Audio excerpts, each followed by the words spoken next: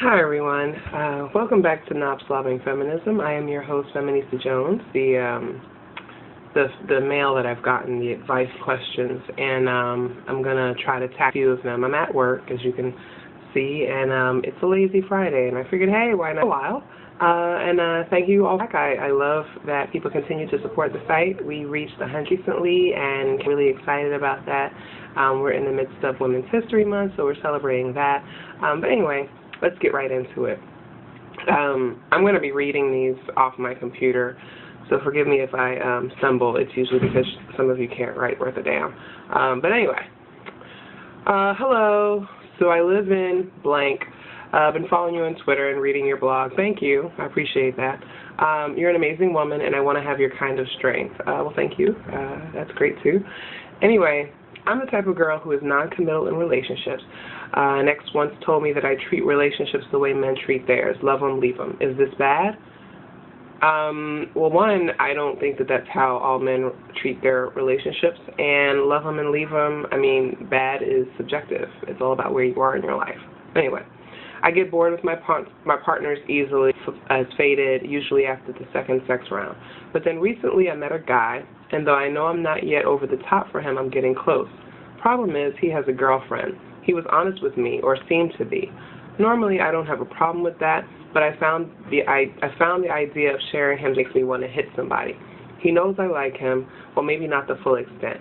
But then again, for a person who has a serious girlfriend, he doesn't talk about her at all. And I know his schedule at work. I don't see how they get to see each other. What I'm saying here is I'm trying to decide if I should go for him and explore what I feel, or if I should just let it go. P.S. He's also attracted to me, but he's the perfect gentleman. Drives me crazy. Okay. So there's a few things going on here that I want to address in me, but there's always other sides. He's probably not going to be creeping on his girlfriend. I mean, I'm not really making a judgment call there, but I mean, you categorizing him as a perfect gentleman when you know that he has a girlfriend, I don't know, that makes me think that maybe it's delusional about what's going on here. Second of all, you said the idea of sharing him makes you want to hit somebody. Well, first of all, you're not the one sharing him. His girlfriend is the one that's sharing. You seem to have this level of possessiveness over somebody who is already with someone. So clearly, you're a side chick who doesn't know how to play her position, and that's where your problem is. I've always been one of those people that's like, I'm never going to condone cheating, but I will say that I understand certain situations.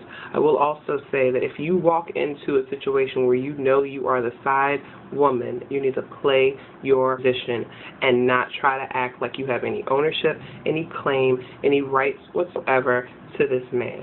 You get what you can when you get it, and you go on about your way.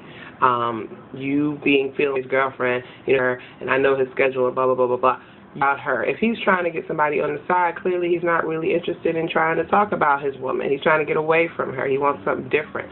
Why would he feel the need to talk to her? And why do you know his schedule so well? Or do you know what he's told you? Or are you stalking him? Like, this whole situation, it seems really weird. You need to let it go and go on about your business and find yourself a man who is not involved with somebody else, who can focus on you and not bring all of this drama and complications. Quite frankly, you deserve whatever you get. Okay, there's that.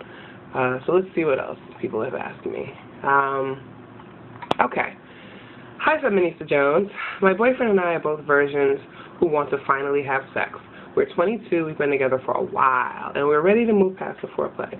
We do oral, he fingers me for penetration, but when we try to have dick-to-pussy penetration, it fails. Either his dick begins to die down, or when he does stick it in, because my vag is tight, it hurts the tip of his penis. We try different positions to see if it will be easier, but nothing is working. What should we do?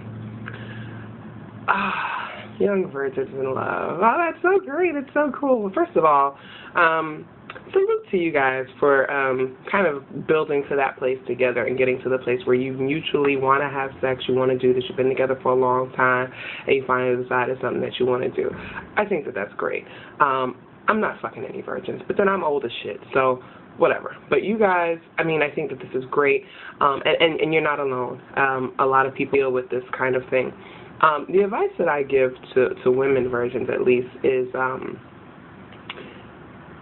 trying to loosen things up a bit. I mean, Listen, my first experience, I fucked a dude with an 11-inch penis, and let me tell you, I bled for like a good 2 weeks after that. He ripped my ass to shreds. I really was not ready.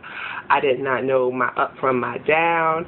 I mean, his mattress was destroyed. There was blood everywhere. It was the worst. Okay, but see, you're not me.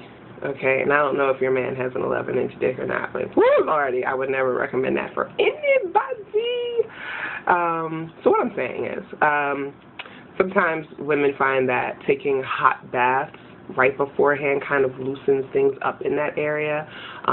Maybe using a dildo, you know, with super, super extra lube, and really just having him try to penetrate that area and just maybe try to open it up himself before going in.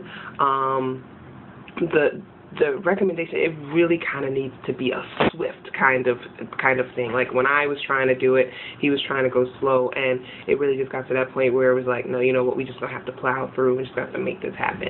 And I just had to bite down and say, okay, this is it. You know, hymen's about to be broken. Suck it up, and I did, and then, you know, went from there. So it may be that he just has to kind of plow through. Maybe muscle relaxers. I mean, I've never tried muscle relaxers on the vagina. I've done it in the ass for like anal sex, but I don't know how that would work, if it would sting or whatever, but they do make muscle relaxers, so maybe that'll kind of numb the area a little bit. Maybe even some Oragel, like, you know, Oragel for your gums, how that kind of desensitizes the area. Any kind of desensitizing agent might help in this situation. But that's hot bath to kind of smooth things out a little bit. And I really think quick, fast, this is not going to be romantic, this is not going to be enjoyable, we're just going to do this, we're going to get it done so that we need to get to, okay? So I hope that helps you. I haven't been a virgin in 17 years, so I really don't know what that's about. Okay, so here's the next one. Dear Feminista Jones, this is a problem I have in general, but it's come to light more recently when I'm around this guy I really like.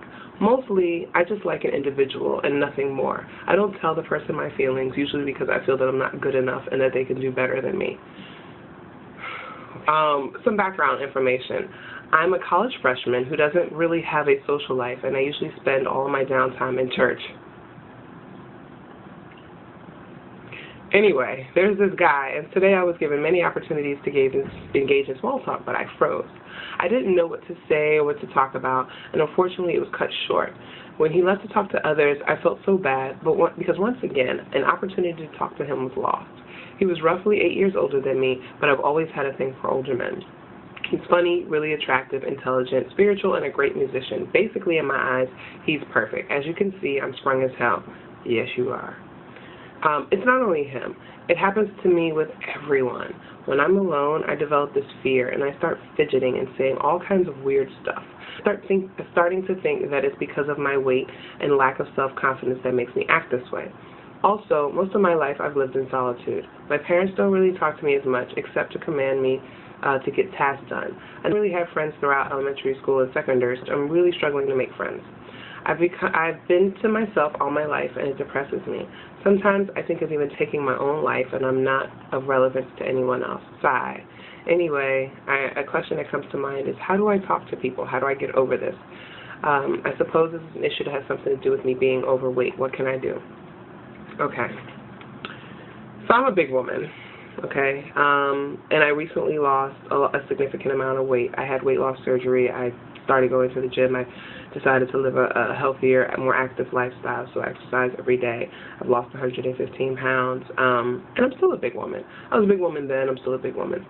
So let me say something to you. As a person who was 406 pounds in college, it gets better.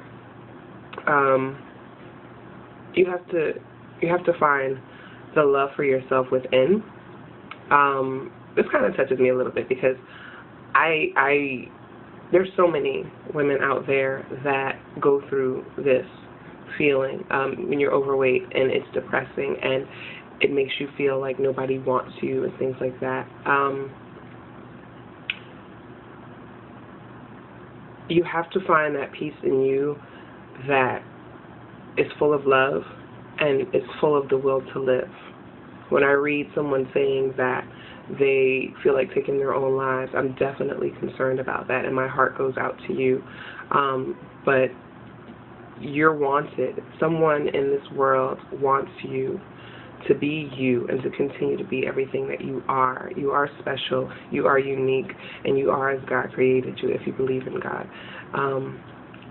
I think that there are things that you can do to fix this. I mean, quite frankly, I think that a lot of us, that have been overweight and things, sometimes we get resigned to this feeling that we'll never change. It's not true. We can change, and it is very, very, very difficult. It is a struggle. It is not just about the willpower and the want. We all have the want. We all want to do this. We want to look different. We want to feel different. We want to not be depressed every day. And there's different avenues to achieve that. So I would say if you make a commitment to improving your health overall and saying, I want to improve my physical, my spiritual, my mental health, my emotional health, if you work on all those things together, I promise you the results will be seen outside, inside, and everything, okay? As far as not making friends and things like that, some people are more introverted than others. I am an extrovert. Wherever I go, I light up a room. I try to talk to everyone. I try to smile. I try to just engage with people because that's what I love to do. Not everybody's like that, and that's fine.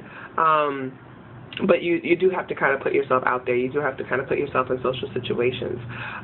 You might want to try dressing for your body type. So you can go online. There's a lot of articles on how to dress for your body type so that things become a little more complimentary and so that you feel better when you step out. Because when you feel better, you'll have a smile on your face. You'll have a confidence about you that other people will be attracted to.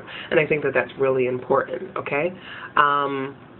Growing up in church, definitely understand that. I was a church girl when I was younger. I had other outlets, but I definitely understand how that can lead to you being a little bit sheltered, a little bit protected, and maybe even resented a little bit. Like, I kind of get the sense that you have that. I like older men, too. I like younger men. I like men, period. I like older men, too, and they do bring a certain awe to them, something to look up to, something that you really want to get down with.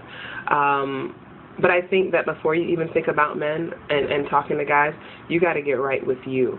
And I don't think that you're there yet, but college is that place for you to kind of rediscover yourself and get there. So I encourage you to do that. I encourage you to try to map out a plan for the next 3 months on how you are going to take the first steps to changing your life and improving your life for you, not for anyone else, not for your parents, not for your family, not for your friends or lack thereof, but for you. And I guarantee you that things will start to change once you begin to embody that positivity, okay? All right. I think I'll answer one more. Let's see.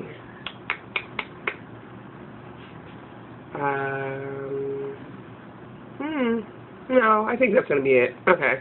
I have a couple of other ones, but I think that was long enough. I mean, we're going on 14 minutes here, and I just wanted to touch base with some of my fans and make sure that you guys know that I'm responding. Continue to send me questions. I definitely care about what you're thinking. Your feedback is always good. Thank you for the positive emails. Thank you for the tweets.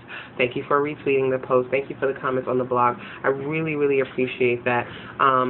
Every now and then I get some negative ones, and they're really cutting and really biting, but honestly, the positive feedback that I get really transcends all of that. So I appreciate you guys for continuing to support this site. This is a labor of love, but I love what I do. I love helping people get things together with their sex lives, with their relationships, things like that. It's fun to me. So check out the blog, knobslovingfeminism.com. Subscribe to it. That way you can get the emails directly about the new posts. You can get them emailed directly to your box. And follow me on Twitter, Feminista Jones, all one word. You can check me out for all my different points of view and everything. And I'm on Facebook. I now have a Facebook page.